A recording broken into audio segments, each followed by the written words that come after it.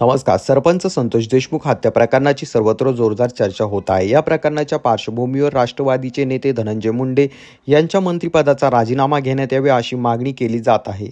महायुतीमधील भाजपचे आमदार सुरेश धस यांनी हे प्रकरण मोठ्या प्रमाणात उचलून धरले किंवा लावून धरलेलं आहे.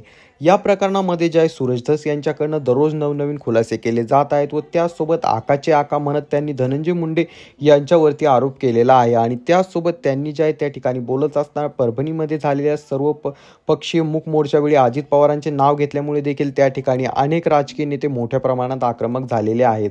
त्या ठिकाणी बोलत असताना ते म्हणाले की जर धनंजय मुंडे यांचं या प्रकरणामध्ये नाव येत आहे तर अजूनही त्यांना मंत्रिमंडळात का ठेवण्यात आले व त्याचसोबत त्यांना जे पालकमंत्रीपद बीडचं देऊ नये अशी मागणी देखील त्यांनी केली आहे.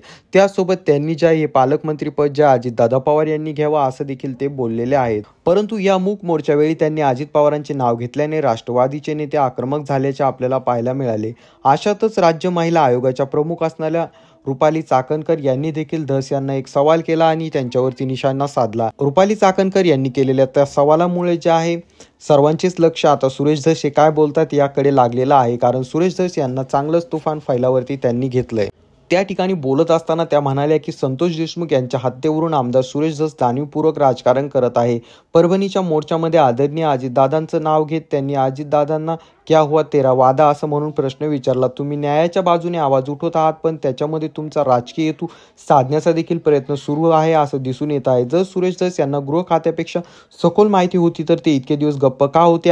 आजपर्यंत तुमचा संजय शिंगानियाच होत होता का असा सवाल रुपाली चाकणकर यांनी सुरेश धस यांना केला आहे.